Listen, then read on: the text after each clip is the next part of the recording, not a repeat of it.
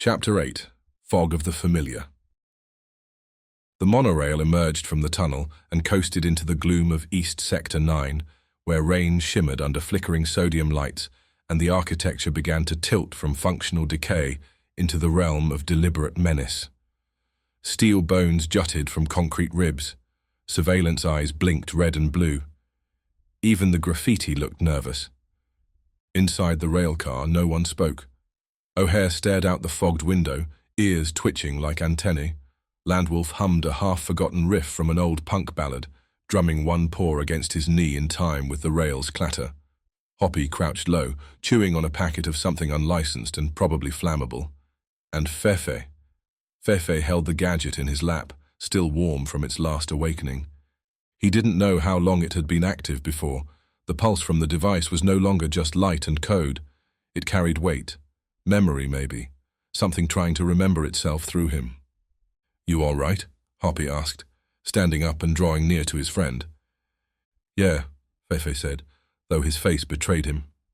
Jory looked up. "It's the device, isn't it? Ever since it lit up, you've been different." Landwolf leaned forward. "He's tuning to it, or it's tuning to him. Either way, not surprising. That kind of signal doesn't latch on unless it finds someone it can speak through." O'Hare grunted. "Let's hope it doesn't want a host." The rain turned harder, muting the neon beyond the glass. The monorail slowed. A voice cracked over the intercom in garbled tones. It didn't sound like language, more like breathing filtered through wires. As the doors hissed open, the group stepped into a terminal that looked like a mausoleum for forgotten upgrades. Old advertising boards cycled dead slogans. "Own the moment," "Faster than thought," "Built for obedience." No one else was there. They moved in silence, descending a rusted stairwell. At the bottom was a terminal station long since cut off from the grid. A curved wall of cracked glass separated them from an alley glowing with sickly green light. There, waiting, was the projection. The figure stood in a flicker of light, taller than before, less distorted. It looked vaguely like a man. No face, just shape and static. But it spoke. Not aloud. Inside them. "You are not alone." The voice was not a voice. It came in overlapping impressions, the sound of wind in wire, static over bone, grief shaped like syntax. "What the hell is this?" Landwolf whispered. The projection's chest split open, not violently, more like a curtain drawn. Inside was a map, not of Tara.Prime, not entirely, more like a network, veins of connection, ruptured synapses, broken consensus. The truth was never lost, only forked. Fefe's legs felt heavy. The gadget buzzed against his fingers. "The fork wasn't just protocol," the voice went on. "It was betrayal. One path led to freedom, the other to ownership. You are owned." Jory stepped back, trembling.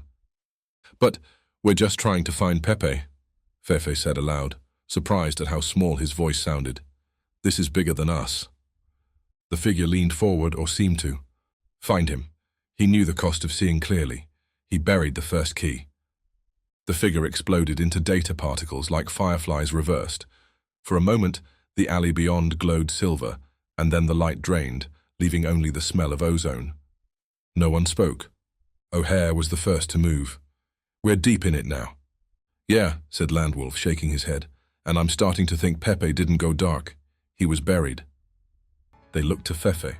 He was holding the device close now, as if it were a compass and a weapon. "It's all chill," he muttered, but even Hoppy side-eyed him at that. They slipped into the alley.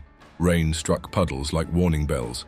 Somewhere in the static of the mind, the figure's voice lingered. "You are owned," and beneath that a whisper, "But not forever."